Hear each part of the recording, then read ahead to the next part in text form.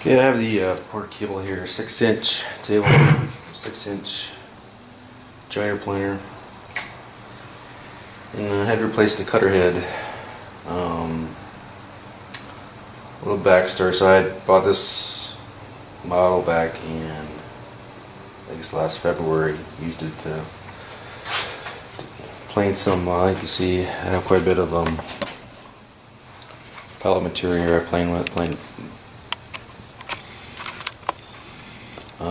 And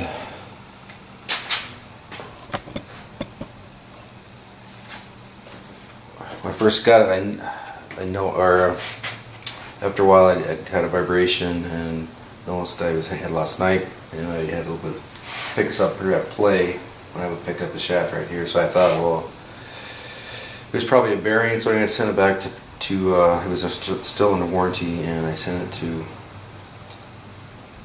port cable, and they warranted it actually, and they gave me a brand new another planer, 6-inch planer, but the same bearing, everything.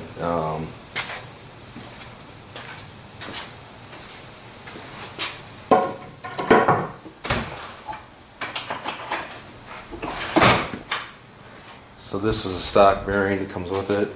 It's a seal. It's got a little seal on it. So I end up actually when I got the new planer, or the new planer, I ran it, and I noticed that I had a tremendous amount of heat coming off the shaft here.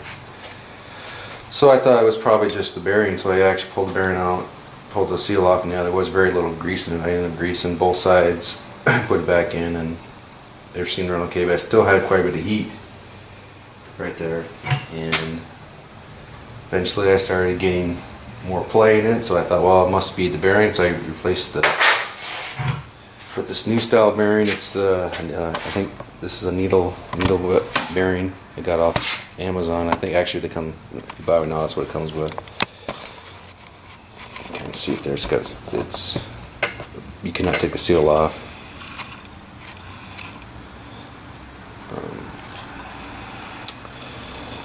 So I thought that was going to solve my issues. Well, and it didn't. I did have any heat at all build up on the cutter head there, part of it.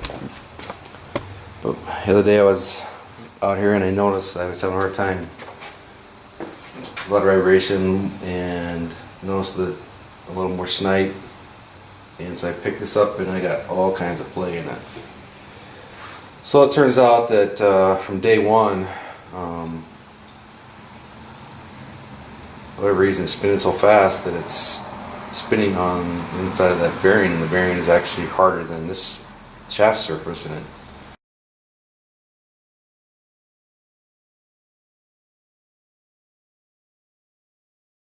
Or is a groove in it.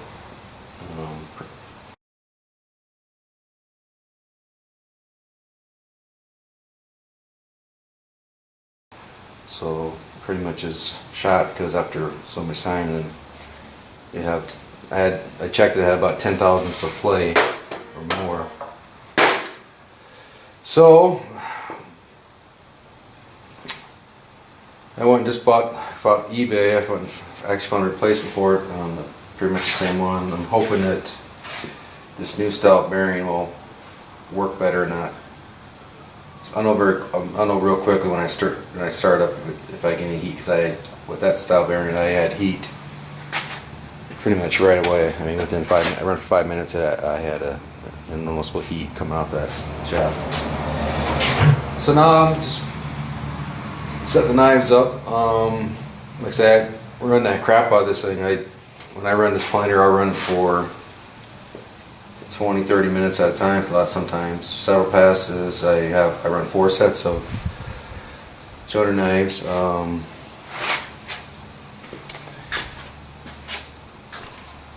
I figured out how to, I made my own jig to sharpen. Pretty simple here. I just take a 45 cut, another 45 cut, to recess it, and blade sits in there. And then I just made just wood screws, little piece there to hold it in place. like that, both sides. And then you just take, I found out you need to go down, I go down to 40 or 50 grit. 50, 80, 120, all the way up to like 600 gradually, but the 40 is, or the 50 is actually what gets it sharp. I found out the hard way that using 80 I wasn't getting enough of an edge with an 80 grit.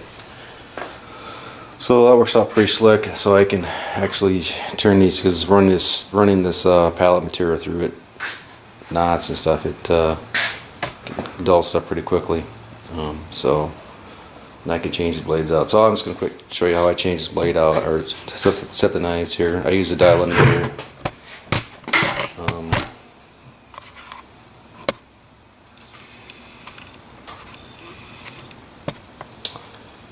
To me, it's been just the fastest way to do it.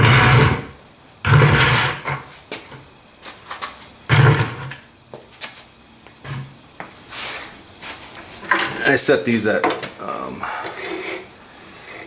5/1000ths of an inch.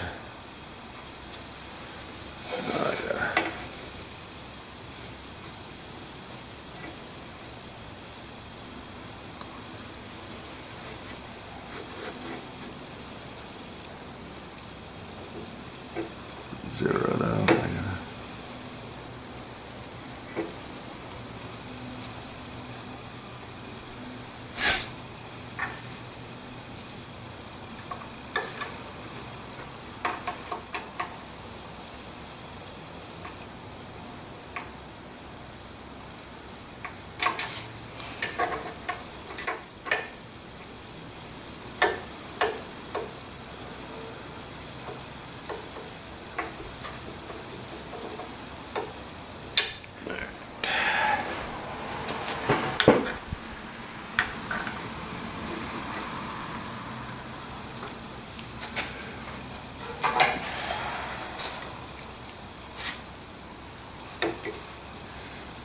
So this dial indicator, especially when you're just starting out, I'm not really sure how deep these are pretty low because it's a new. I had to put that. There's a little screw that kind of goes up and down and moves the knife up into place, and so that's way low. So, but I just got to reference this little dial here so I make sure that, because this will spin around several times, and if you can set it the wrong spot. So.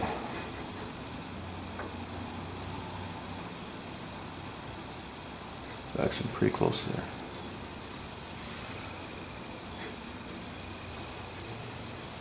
Oh.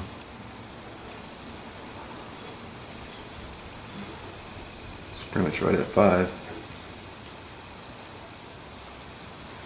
And that's in the same position. I'm going to double check that. Yep.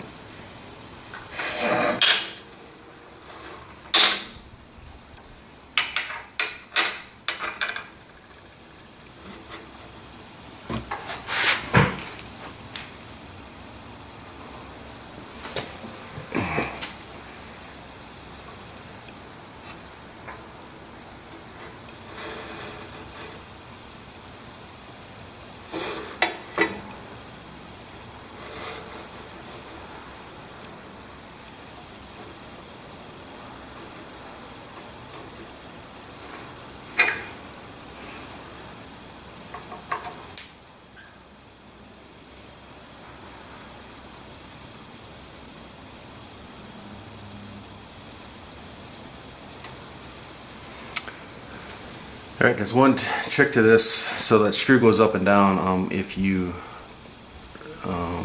when you're moving the blade up, you try and tighten it. When you tighten it, you're actually going to push it down. So what I do is, I turn this the other way till it stops, till it bottoms, just barely, so there, so it'll help hold in place when I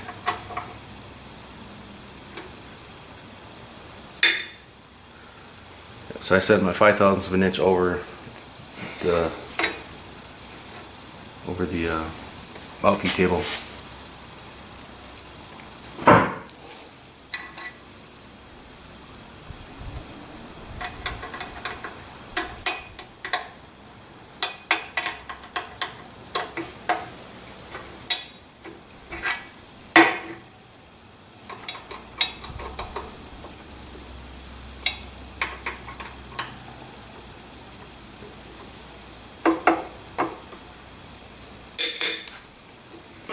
check it, see if it moved.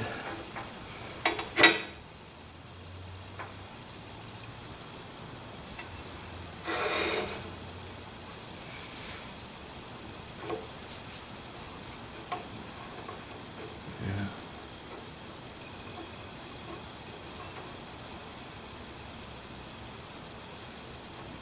Moved up a couple times.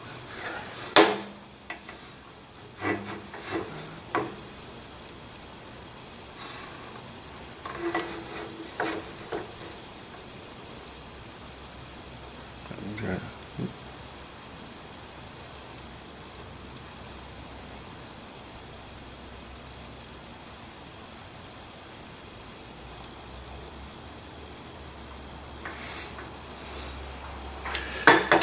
Alright, they're close, but I'm gonna go ahead and get them exact.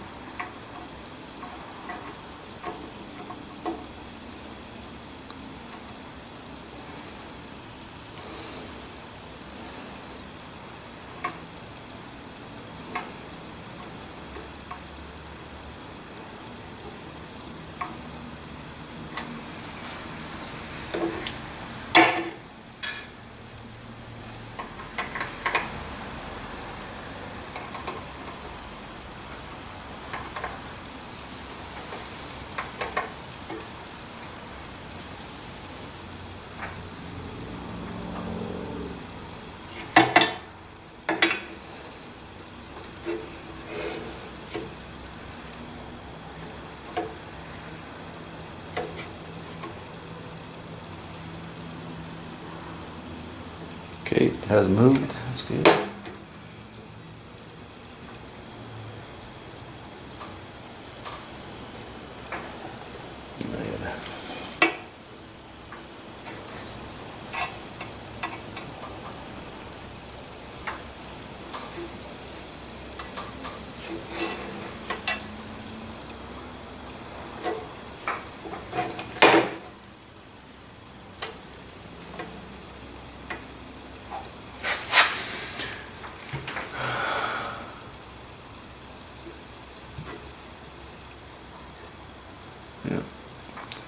looks enough for me.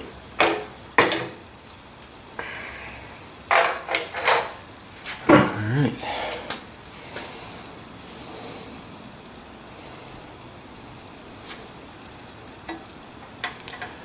I just snug these up with this Allen wrench, and I actually had to replace these little hold on Allen bolts around. Hold on whatever, bolts or screws, or you don't call it, I guess screws. Ace Hardware has them. Can't remember the SE size, but like 1032s those threads on them. So that's kind of nice. So I just give it basically a little more spark plug, and that's about it.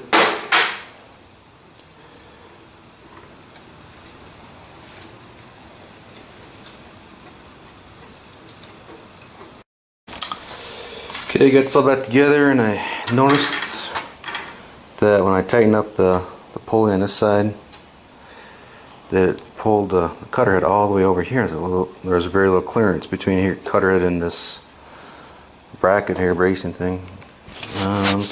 Sure enough, turned it on, it contacted it.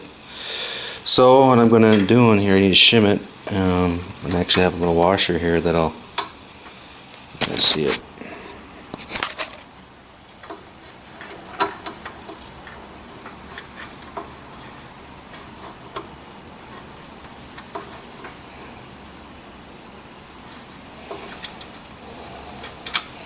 So about a 1/16 of an inch, and I'm hoping that's going to give me enough clearance. And I pull that tight, and we'll see what happens here.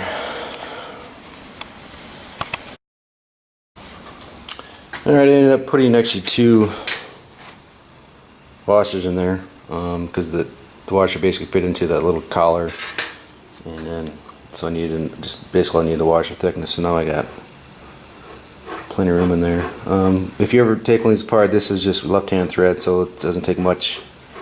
As it runs, it tightens up, so you don't need to put a wrench on it. Just get it where it stops. But that looks good. We'll try it again here.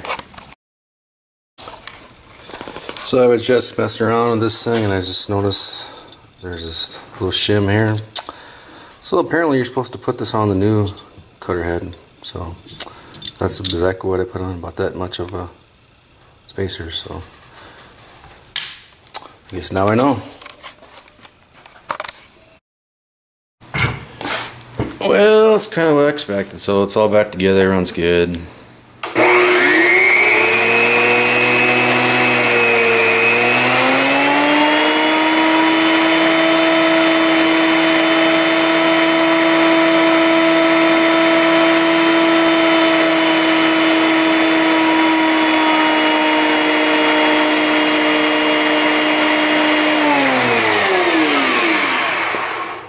But even after that little bit, that shaft end is hot. Shaft end is hot. Bearing is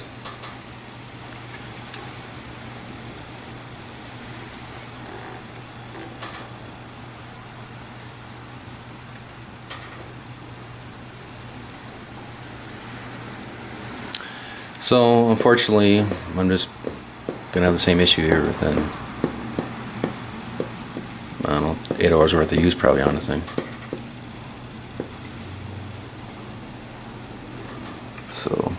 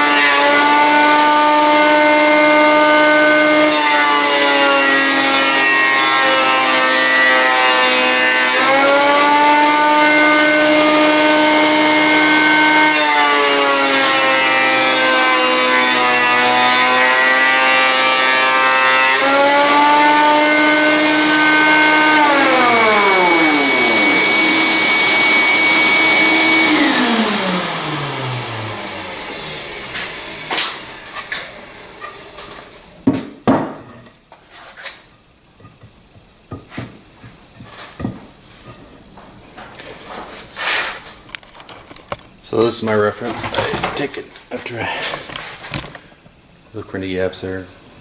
It's not quite flat table, but it's pretty close. And so doing a good job. But the problem is, I guarantee you, this thing is hot as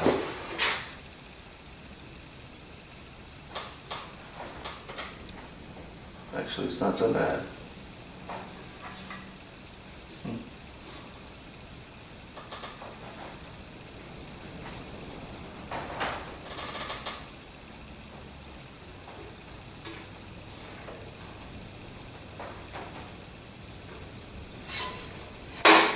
We'll see. Maybe that I did fix it.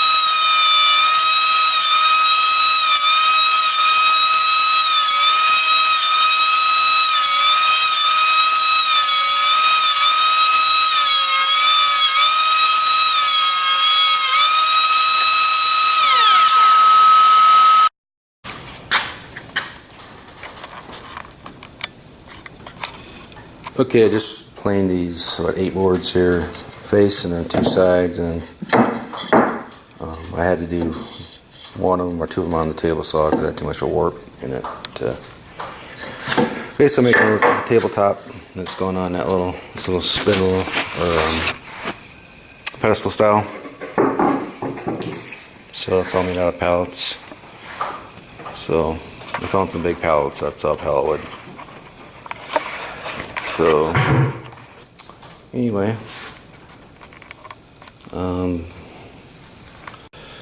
so far so good. I can't. It's actually been pretty fairly warm. I mean, fairly cool compared to what it used to be like. I guess. So I guess I can't complain. Definitely made a difference. When I ripped the table saw, let the two sides planed. Finally, it was able to cut a straight edge off the table saw. I didn't have any issue with the piece of wood drifting off the fence, which is what I had before. So definitely, this thing was leaving a concave cut. Basically, you couldn't really tell. So anyway, hope she holds up here. I'll probably be finding one on Craigslist, I think. Bye.